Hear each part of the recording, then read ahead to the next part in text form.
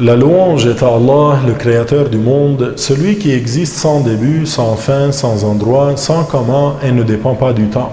Je demande à Allah d'élever les grades de notre maître Mohammed al-Amin, l'honnête, le véridique, celui qui a appelé à la religion de vérité, l'islam, qui est la religion de tous les prophètes, du premier Adam au dernier Mohammed.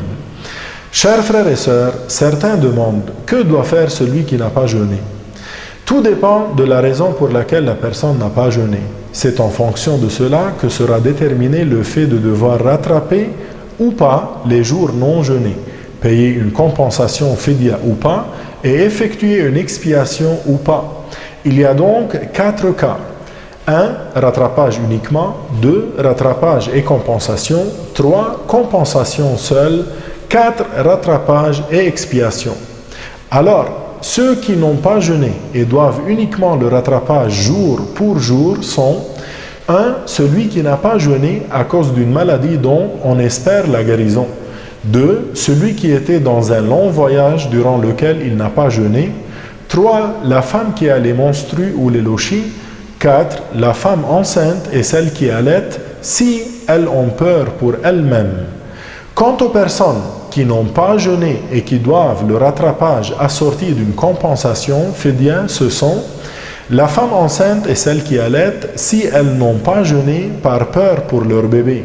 Elles doivent le rattrapage et la compensation pour chaque jour qu'elles ne jeûnent pas.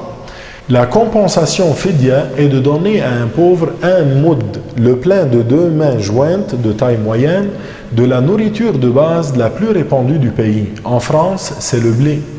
La compensation doit être donnée chaque soir du jour qu'elle ne jeûne pas.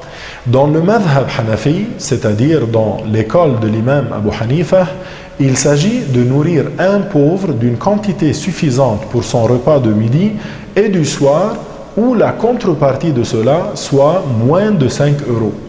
Les personnes n'ayant pas à jeûner ni à rattraper leur journée non jeûnée, mais qui doivent verser une compensation fidya sont le vieillard qui ne supporte pas le jeûne ou qui en serait gravement affecté.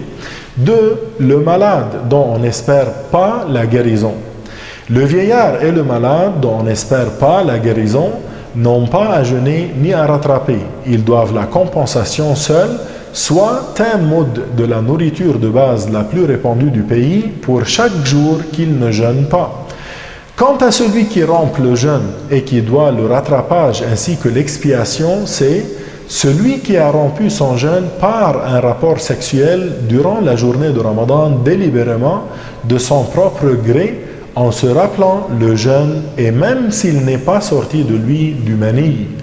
Il doit rattraper cette journée qu'il a annulée, tout comme il doit l'expiation définie par la foi. Enfin, sachez que celui qui n'a pas jeûné délibérément durant Ramadan sans excuse et non à la suite d'un rapport tombe dans un grand péché. Il doit se repentir et rattraper jour pour jour dès le lendemain de la fête de la fin du jeûne, Eid al-Fitr, connu sous le nom de Al-Eid. Suite à mes propos, je vous souhaite le bien dans le mois béni de Ramadan. Walhamdulillahi Rabbil Alamin.